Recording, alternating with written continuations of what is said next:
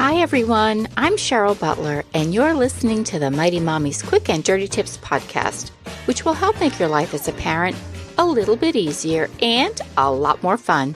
Welcome.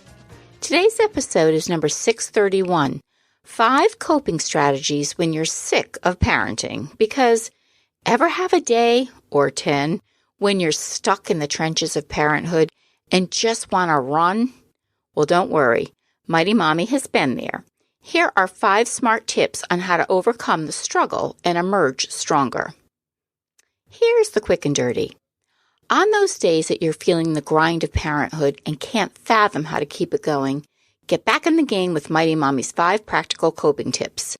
Number 1, analyze and accept your situation. Number 2, change your inner dialogue. 3, find a parenting friend or group.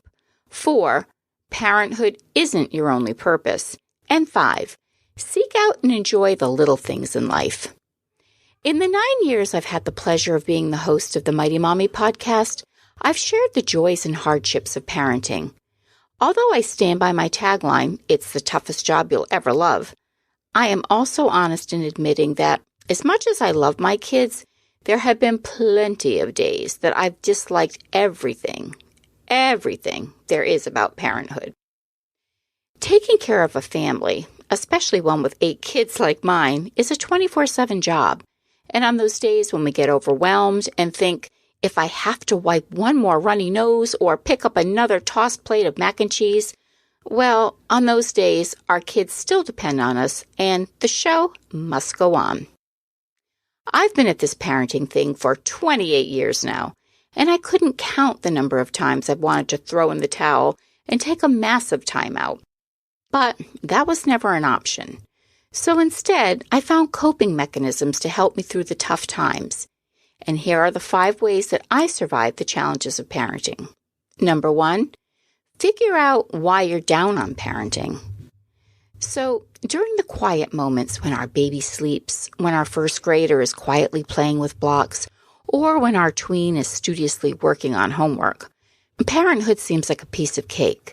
But in a blink, that same baby develops colic. Our first grader is now throwing his blocks at the colicky baby, and our tween hates school and refuses to pick up a book. Unfortunately, there's no rhyme or reason to each day, and oftentimes parenthood becomes a game of wits. If you find yourself struggling to enjoy your role as a parent, do some soul searching and see if one of these situations could be the culprit. Loneliness. Many parents go it alone and don't have external support systems in place. This leaves them feeling depleted and alone. Exhaustion, sleep deprivation, and physical needs not being met, including proper nutrition and exercise. Loss of purpose. Taking a career break to raise your child can leave you feeling non-existent and even resentful. Not pursuing personal hobbies and interests also has negative repercussions. Relationship issues. Single parents, marriage difficulties, strains with colleagues if you're balancing parenting and work. Difficult circumstances such as raising a child with special needs or handling a defiant child.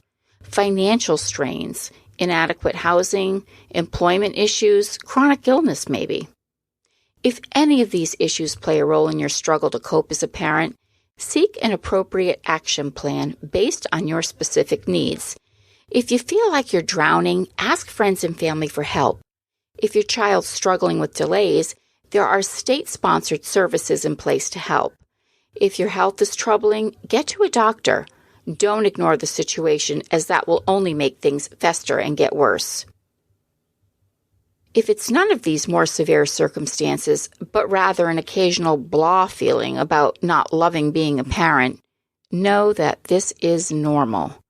CEOs of top companies don't love their jobs every day. Olympic athletes don't rejoice in their training routines.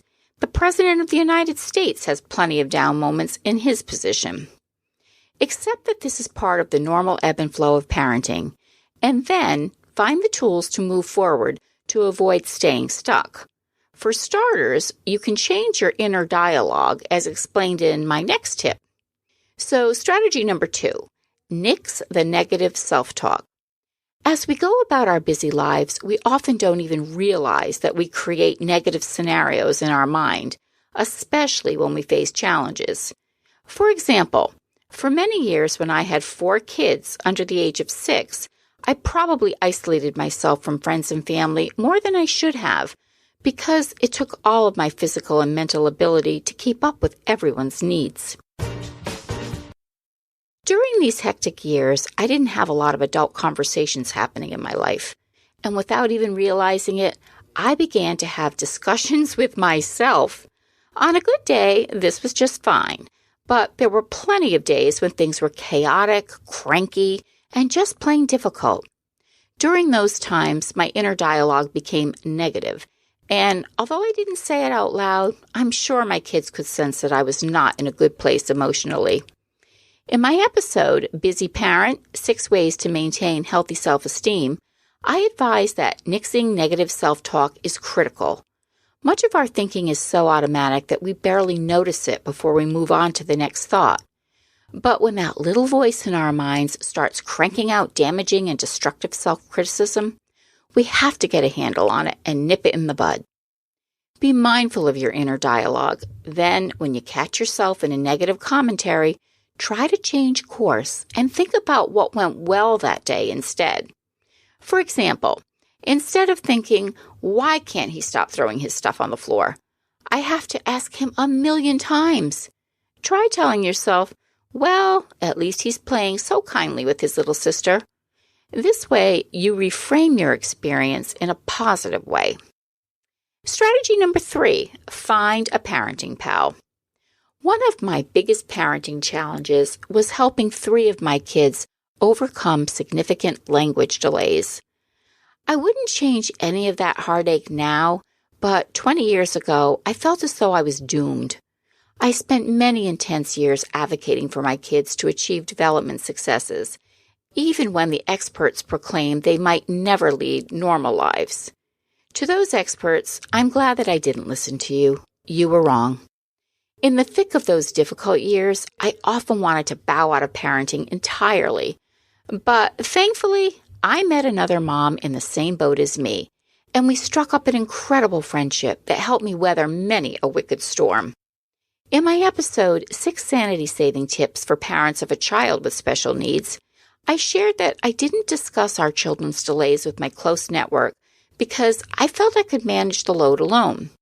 Once I stopped isolating myself, I met one of my closest friends through our resource department at school. We had kids with similar disabilities, and we could lean on one another through good times and bad. Best of all, we were able to celebrate our kids' milestones together. 20 years later, we still have a close bond. Strategy number 4, you are more than just a parent. I waited 5 long years to become a mom, but once I finally achieved this role, I quickly lost sight of the life I had before.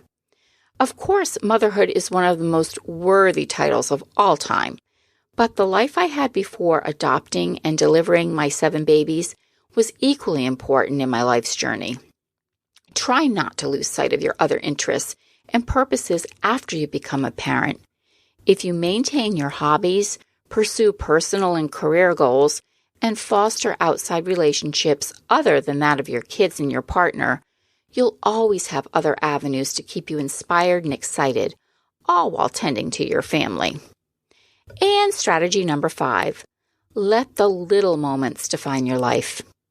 One of my favorite books is Simple Abundance by Sarah Von Bronick. This book has made such an impact on my life that I've gifted it well over 50 times to family and friends, including my 3 daughters. One of my favorite life lessons is a quote from the author. We think that it's the big moments that define our lives, the wedding, the baby, the new house, the dream job. But really, these big moments of happiness are just the punctuation marks of our personal sagas.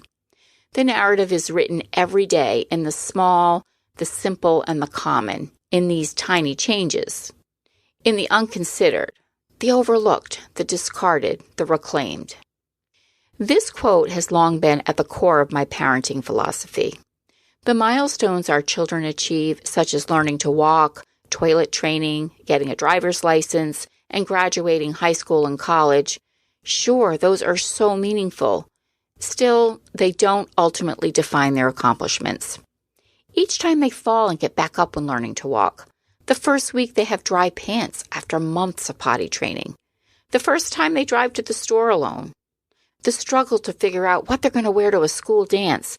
And hanging out at the kitchen island after school while you get dinner ready. Those are the small, everyday moments that mark our role as parents. Revel in those everyday happenings, the good, the boring, and the ugly, and you'll always have the most powerful tool available to help you through those tough days. Gratitude for the little moments that make the big difference in your life.